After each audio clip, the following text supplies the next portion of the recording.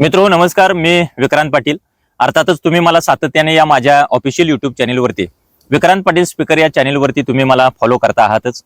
आपल्याला माहित आहे की मी शिवशाहू फुले आंबेडकरांच्या विचारधारेचा अगदी महाराष्ट्रातल्या लातूर पासून इकडे पनवेल पर्यंत आणि आमच्या सांगली जिल्ह्याच्या शेजारी असलेल्या कोल्हापूर जिल्ह्यामध्ये सुद्धा निश्चितपणाने मनापासून आणि प्रामाणिकपणाने प्रचार प्रसार करायचं काम व्याख्यानाच्या माध्यमातून केलाय।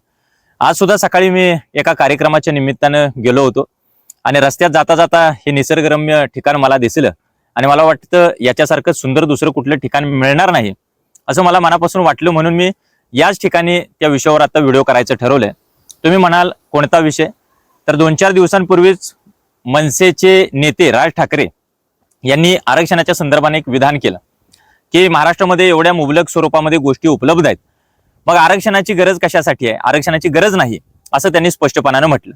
आता त्याच्यावरून मग मराठा आंदोलक देखील आक्रमक झाले, मराठा आंदोलकांनी त्यांना विरोध करायला सुरुवात केली वगैरे सगळ्या बातम्या या 4 दिवसांमध्ये तुमच्यापर्यंत आल्या असतील, तुम्ही पाहिले असतील, वाचले असतील।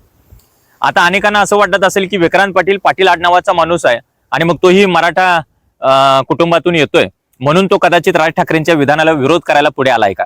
मी आपल्याला स्पष्टपणाने सांगितलं पाहिजे की केवळ मराठा म्हणून नव्हे तर या देशामध्ये ज्या ज्या जातींना आरक्षण मिळते त्या सगळ्या जातींच्या आरक्षणाच्या संदर्भाने राज ठाकरेंनी केलेले हे विधान आहे, याचा पहिल्यांदा बारकाईने आपण विचार केला पाहिजे।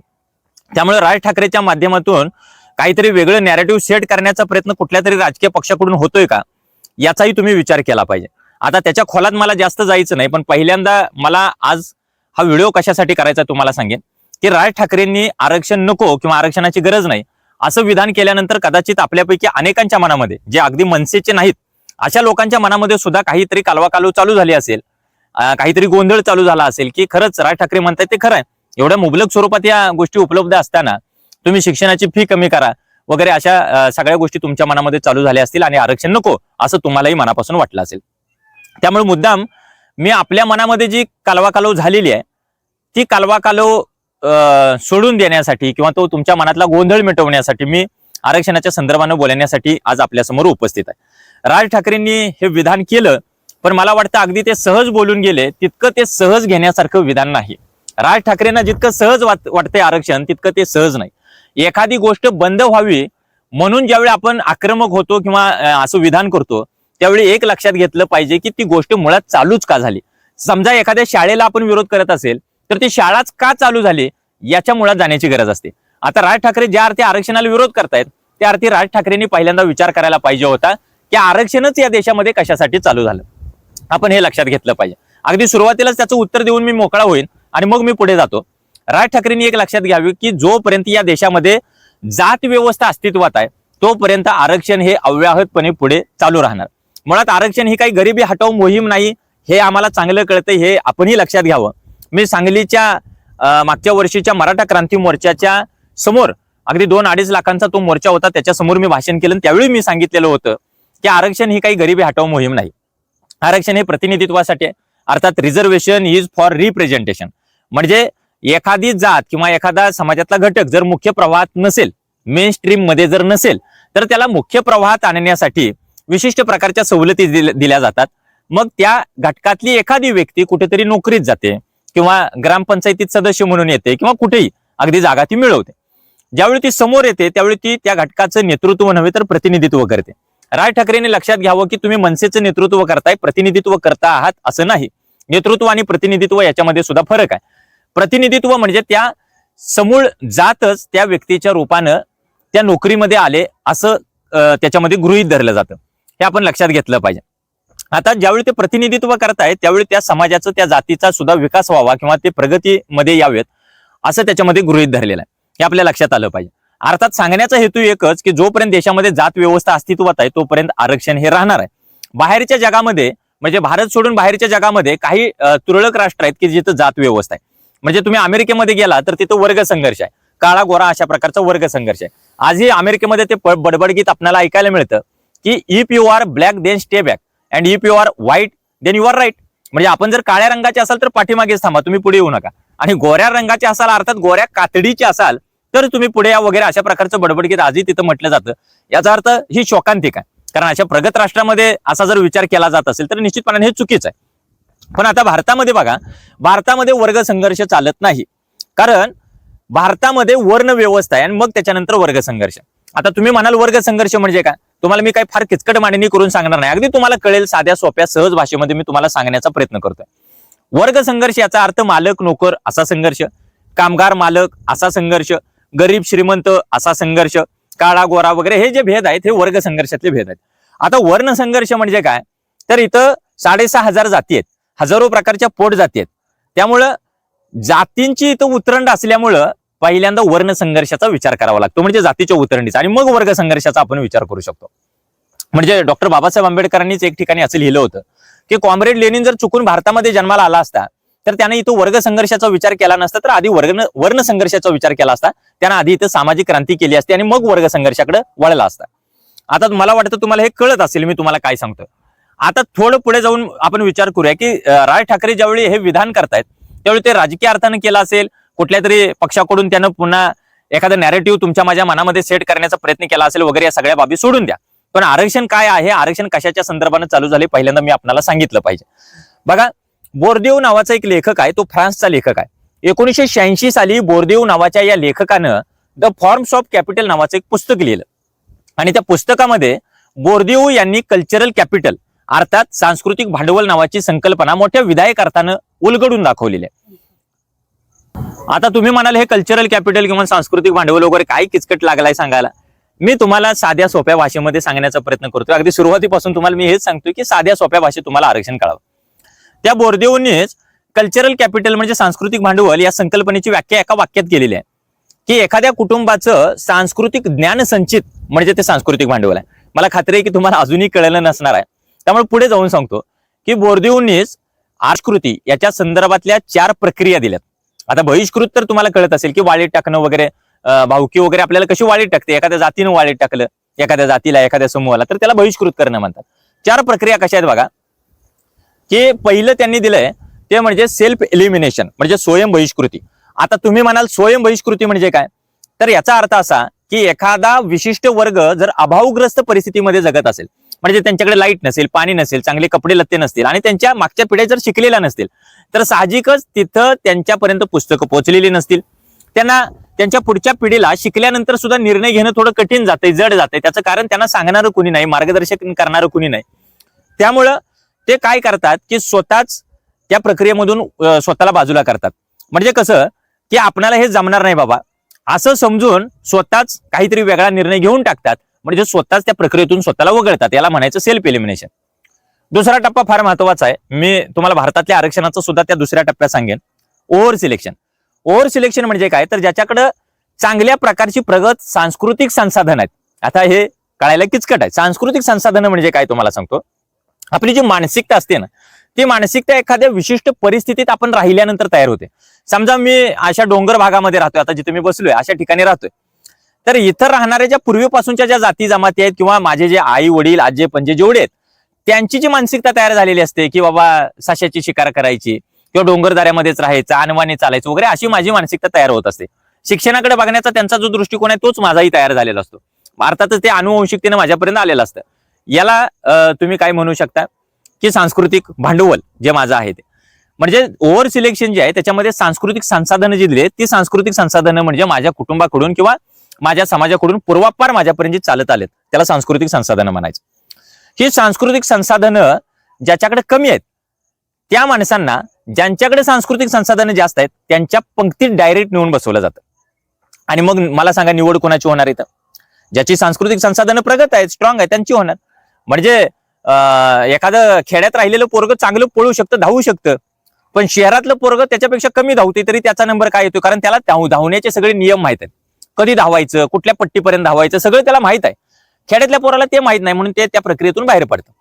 आता तुम्ही म्हणाल कळलं नाही, त्याच्याही पुढे जाऊन सांगतो की समजा आम्हाला धावण्याच्या शर्यतीमध्ये उतरवले आणि आमच्या पायाला तुम्ही बेड्या ठोकल्या आणि तुम्ही काय म्हणताय पळा, म्हणजे वाघाच्या जंगलामध्ये हरणाला जगण्यासाठी प्रेरित करण्यासारखं झालं.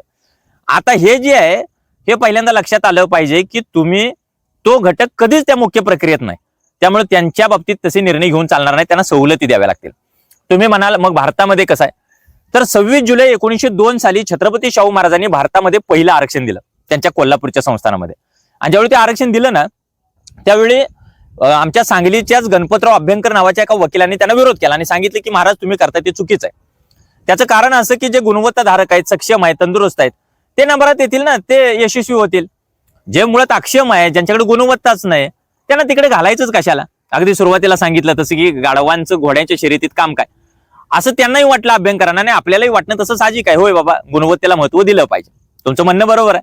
पण छत्रपती शाहू महाराजांनी त्या अभ्यंकरांना एक प्रयोग करून दाखवला की समोर चणे ठेवलेले आहेत आणि घोड्याच्या पाग्यातली सगळी घोडी अशी बाहेर सोडून दिली. जी घोडी तंदुरुस्त आहेत, चप्पळ आहेत, त्यांनी पळत पळत जाऊन ते चणे पहिल्यांदा खाल्ले. जी घोडी दुबळी आहेत, ज्यांना नीट चालता येत नाही, अशी घोडी पाठीमागे राहिली. मग शाहू महाराजांनी दुसरा प्रयोग केला. जी घोडी चप्पळ आहेत, सक्षम आहेत, त्यांच्या तोंडालाच मुसक्या आवळल्या आणि जी घोडी अगदी तंदुरुस्त नाही, दुबळे आहेत, त्यांना तसंच मोकळं सोडून दिलं. मग चप्पळ घोडी पाठीमागे राहिली आणि जी दुबळे आहेत त्यांनी जाऊन पुढे जाऊन चणं खाल्लं. शाहू महाराजांनी अभ्यंकरांना सांगितलं की या समाजामध्ये सुद्धा अशी परिस्थिती आहे, भारतामध्ये जात व्यवस्था असल्यामुळं, की बऱ्याच अशा जाती आहेत, जमाती आहेत की त्या मुख्य प्रवाहात आल्या नाहीत. त्यांच्यासाठी आपण या आरक्षणाची तरतूद केली पाहिजे. आता यालाच कॉन्स्टिट्यूशन मध्ये म्हणजे भारतीय संविधानात प्रोटेक्टिव्ह डिस्क्रिमिनेशन असं म्हटलंय. याचा अर्थ संरक्षणात्मक भेद. म्हणजे काय, तर एखाद्या विशिष्ट गटाला मुख्य प्रवाहात किंवा मुख्य प्रक्रियेत आणण्यासाठी त्यांना थोड्याफार सवलती देणं म्हणजे त्याला संरक्षणात्मक भेद करणं म्हणतात. म्हणजे बाकीच्या घटकापासून त्यांचा भेद केला, भेद म्हणजे त्यांना जास्त सवलती दिल्या. आता हा भेद आपल्याला वाटतो, पण तो संरक्षणात्मक भेद आहे, त्यांच्या गटाच्या संरक्षणासाठी केलेला भेद. मग आपल्याला वाटतं की आपल्याला सवलती कमी त्यांना जास्त वगैरे, असं काही नाही. आता मी महत्वाच्या विषयाकडे आणखी येतो की यालाच म्हणजे बोर्दीवनी ओव्हर सिलेक्शन असं म्हटलंय. तिसरं त्यांनी सांगितले रेलिगेशन. रेलिगेशन याचा अर्थ एखाद्या विशिष्ट अभावग्रस्त परिस्थितीमध्ये जगणारी किंवा अप्रगत सांस्कृतिक संसाधनं ज्यांच्याकडे आहेत ती मंडळी एका विशिष्ट पद्धतीने जगतात आणि त्यांच्या पदरी अनाकर्षक पदं मिळतात. म्हणजे ज्या पदाला महत्व नाही, दर्जा नाही, अशी पदं मिळतात. ते मी त्या घटकातून येतो म्हणून मी तुम्हाला प्रामाणिकपणाने सांगितलं पाहिजे की मराठा कुणब्यांना सुद्धा आरक्षणाची गरज आहे. कसं गरज आहे की आज मराठा कुणबी समाज अगदी पूर्वापार प्रामुख्याने शेतीवरती अवलंबून आहे. अशा परिस्थितीमध्ये शेतकरी म्हटल्यानंतर त्याची किंमत काय आहे बघा ना. डॉक्टर, इंजिनियर, IAS अधिकारी म्हटल्यानंतर त्याच्याबद्दल जो रिस्पेक्ट मनामध्ये तयार होतो ना, तेवढा रिस्पेक्ट शेतकरी या वर्गाबद्दल नाही. अर्थात जो प्रामुख्यानं शेतीवरती अवलंबून आहे तो मराठा कुणबी समाज आहे. त्यामुळे तिकडे बघायचं एक आपला वेगळा दृष्टिकोन आहे. अर्थात त्या म्हणजे सामाजिक पातळीवर त्याला किंमत नाही, म्हणजे सामाजिक दृष्ट्या मागास आहेत. मग ही मंडळी काय करतात, अगदी चर्मकार समाज असेल, आजही डोंगरदऱ्यामध्ये राहणारा रामोशी समाज असेल, जंगलामध्ये डिंक गोळा करणारे, मध गोळा करणारे आमचे आदिवासी बांधव असतील, यांच्या मनामध्ये काय येतं की आपण या शर्यतीमध्ये टिकू शकत नाही. मग त्यांना मार्गदर्शन करायला कोणी नसतं, मग त्यांचा वेळ वाया जातो आणि निर्णय चुकतात त्यांचे. त्यामुळे कनिष्ठ पातळीवरची पदं त्यांच्या पदरात पडतात. याला म्हणायचं रेलिगेशन. आणि चौथा मुद्दा फार महत्वाचा आहे, डायरेक्ट एक्सक्लुजन म्हणजे थेट वगळणं. हे कोण वगळतं, तर जी निर्णय घ्यायला मंडळी बसलेली तीच आपल्याला वगळून टाकतात. कसं, तर डायरेक्ट ज्यांची प्रगत व्यवस्था आहे त्यांना आणि अभावग्रस्त परिस्थितीत असलेल्या आपल्या सगळ्यांना एका पंक्तीत नेऊन बसवतात आणि ते ठरवतात की तुमच्याकडे निर्णय घेण्याची क्षमता नाही का, जावा घराकडे. मी तुम्हाला साध्या भाषेत सांगतोय बरं काय. याला म्हणायचं डायरेक्ट एक्सक्लुजन म्हणजे थेट वगळून टाकणं. आता थोडंफार किचकट वाटलं असेल, थोडंफार आपल्याला समजलं असेल. आता थोडं खाली येऊन तुम्हाला सांगतो. पूर्वी आपल्याकडे एक म्हण होती की बामणाच्या घरी लिहिणं, कुणब्याच्या घरी दाणं आणि बौद्धाच्या घरी गाणं. आता त्याच्यामध्ये थोडाफार बदल झाला असेल, पण कुणब्याच्या घरामध्ये शेती असून सुद्धा दाणं शिल्लक राहिलं नाही. शेती सुद्धा कमी कमी होत गेली, तुकड्या तुकड्यांना ती होत गेली. मग ती शेती विकली हे चूक नाही. त्याचं कारण असं की शेती परवडत नाही, पहिल्यांदा हे बघितलं पाहिजे. कारखाना समजा एखादा प्रॉफिट मध्ये असेल तर तो कारखानदार काही विकण्याचा वेळेपणा करत नाही ना. मग शेतकरी ज्या अर्थी त्याची शेती विकत असेल, काळी आई विकत असेल, ज्याच्याबरोबर त्याच्या भावना अगदी पूर्वीपासून जोडल्या गेलेल्या आहेत, ते जर विकत असेल, याचा अर्थ सरळ असा आहे ना, तुमच्या मार्केटमध्ये आमच्या शेतीतला माल परवडत नाही, आमची जगण्याची पंचायत झालेली आहे, जगण्याची आमची भ्रांत आहे मोठी, त्याच्यामुळे आम्ही ती विकण्याच्या मार्गाकडे लागलो. म्हणजे एक लक्षात आलं पाहिजे की पूर्वीपासून इथं जी जात व्यवस्था अस्तित्वात आहे त्याच्यामुळं हे आरक्षण आहे. बामणाच्या घरी लिहिणं असं ज्यावेळी म्हटलं जातं, कुणब्याच्या घरी दाणं असं म्हटलं जातं, बौद्धाच्या घरी गाणं म्हटलं जातं. म्हणजे काही कामं तर अगदी जाणीवपूर्वक दिली गेली. चर्मकार समाजाने चप्पल शिवावी, आदिवासीने जंगलात राहावं, त्याने डिंकच गोळा करावा, किंवा रामोशी समाजाने गावाच्या वेशीवरती राहून गावाचं संरक्षण करावं वगैरे, अशा प्रकारची कामं त्या काळात होती. आता ती नाहीत, भले ठीक आहे. तुम्ही म्हणाल आता ती कामं नाहीत, सगळं खुलं झाले, खुली अर्थव्यवस्था आहे, सगळ्या प्रकारच्या सुविधा लोकांना मिळत आहेत, मग आरक्षणाची गरज काय. तर तुम्हाला ते सांगतो, मी सुरुवातीला सांगितलं की आरक्षण ही गरिबी हटाव मोहीम नाही, ती जातीसाठी. म्हणजे आरक्षण ही गरिबी हटाव मोहीम नाही, त्या जातीच्या घटकाला प्रतिनिधित्व करण्याची दिलेली संधी आहे, हे आपण लक्षात घ्या बरं का. मी पुन्हा पुन्हा ते सांगण्याचा प्रयत्न करतो. म्हणजे जात संपेल त्या दिवशी आरक्षण निश्चितपणाने संपू शकतं.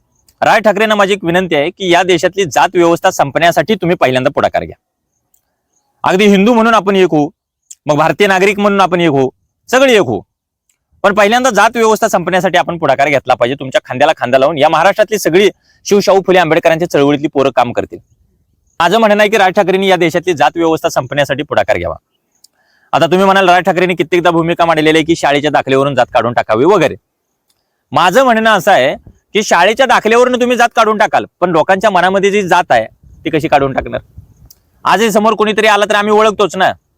हा कांबळे आहे, तो पाटील आहे, तो जाधव आहे, तो शिरतुडे आहे, हा अवघड आहे. आडनावावरून त्याची जात डिटेक्ट होते, आम्हाला क्लिक होते, लगेच कळतं हे अमुक अमुक जातीच. आमच्या मनातून जात व्यवस्था जाण्यासाठी आमच्या मानसिक पातळीवर संस्कार झाले पाहिजेत. ते संस्कार शाळेतून होत असतात. आणि अशा शाळेच्या दाखल्यावरून तुम्ही जात काढल्यानंतर तुम्हाला जर वाटत असेल जात व्यवस्था संपते, तर गावगाड्यामध्ये न शिकलेल्या निरक्षर माणसांनी जात व्यवस्था जिवंत ठेवलेली आहे, पहिल्यांदा लक्षात ठेवा. आणि तुम्हाला वाटत असेल मग शिकलेली मंडळी त्याच्यातून बाहेर आहेत, तर शिकलेली आणखी त्याला खतपाणी घालतायत, हे पहिल्यांदा लक्षात घ्या. त्यातल्या त्यात राज ठाकरे साहेब महाराष्ट्रातल्या नव्हे तर देशातल्या सगळ्या राजकारण्यांनी आणखी त्याला खतपाणी घालायचं काम केलेलं आहे. त्यामुळे ही गोष्ट आपण मला वाटतं मनावर घ्यावी. त्यामुळं ज्या दिवशी जात व्यवस्था संपेल त्या दिवशी निश्चितपणानं आरक्षण संपू शकतं. आपण ही भूमिका घेऊया की तू ना मराठा बनेगा, तू ना चर्मकार बनेगा, तू ना बौद्ध बनेगा, इंसान की औलाद है इंसान बनेगा. हे आपण कधी भूमिका घेऊ शकतो? तर ज्यावेळी या ठिकाणची जात व्यवस्था संपेल. जात व्यवस्था संपली की माझं स्पष्ट मत असं आहे की आरक्षणाची अजिबात कुठल्याही पातळीवर कुठल्याही प्रकारे गरज नाही. आता उरला विषय महाराष्ट्रातल्या मराठा समाजाला आरक्षणाचा संदर्भाने. माझी स्पष्ट भूमिका आहे की मराठा कुणबी समाजाला आरक्षण मिळालं पाहिजे. मी स्वतः त्या वर्गातून आलोय आणि मी बघितलंय की माझा बाप कित्येक वर्ष झाले शेतमजुरी करतोय, आणि त्यावेळी मला असा अनुभव आला की शेतकरी किंवा शेतमजूर असण्याला सुद्धा समाजात किंमत नाही, अर्थात सामाजिक पातळीवर ते मागास आहेत. आरक्षणाचा क्रायटेरिया काय सांगतो की सोशली बॅकवर्ड म्हणजे सामाजिक दृष्ट्या मागास असण्याची गरज. आता ती गरज त्याच्यामध्ये सिद्ध होते. म्हणजे कळतं की बाबा सामाजिक पातळीवर मराठा कुणबी सुद्धा निश्चितपणाने मागास आहे. त्यामुळं मराठा कुणबी समाजाला सुद्धा आरक्षण आता मिळण्याची आवश्यकता आहे, असं माझं स्पष्ट मत आहे. आणि राज ठाकरे साहेब पहिल्यांदा तुम्ही अशा संदर्भाने ज्यावेळी वक्तव्य केलेले आहेत त्यावेळी तुमचं म्हणणं असं आहे, मला असं वाटतं की तुम्ही शिवशाहू फुले आंबेडकरांचा इतिहास पहिल्यांदा तुम्हाला वाचला पाहिजे, तुम्हाला तो कळायला पाहिजे. आमच्या लोकशाहीर साहित्यरत्न अण्णाभाऊ साठे तुम्हाला कळले पाहिजे. त्यावेळी तुमची याच्या बाबतीत भूमिका सौम्य झाल्याशिवाय राहणार नाही, आणि तुम्हाला याच्या संदर्भातलं एक वेगळं शहाणपण निश्चितपणाने येईल. मला तो सांगण्याचा तुम्हाला अधिकार आहे का नाही मला माहित नाही, पण मला जे कळलं आणि मी जे शिवशाहू फुले आंबेडकरांच्या संदर्भाने जे वाचले, मला जे आकलन झाले त्या दृष्टीने मी तुम्हाला सांगण्याचा प्रयत्न केला. महाराष्ट्रातल्या सगळ्या माझ्या बांधवांना भगिनींना विनंती आहे की बाबा कुठल्याही प्रकारे तुमची मतं आरक्षणाच्या संदर्भाने तर राज ठाकरेंच्या विधानानं काही कलुषित झाली असतील तर ती होऊ देऊ नका. आरक्षण कशासाठी गरज आहे हे तुम्हाला कळलं असेल. मी पुन्हा एकदा एखाद्या नवीन व्हिडिओमध्ये निश्चितपणाने असंही भेटेन, व्याख्यानाच्या निमित्तानं भेटेन. निगेटिव्ह पॉझिटिव्ह सगळ्या प्रकारच्या कमेंट तुमच्या मला चालू शकतात, काही हरकत नाही. तुम्ही मुळात व्यक्त होताय ही चांगली गोष्ट आहे. माणसानं व्यक्त झालं पाहिजे, आपण माणूस आहोत, व्यक्त झालं पाहिजे. धन्यवाद.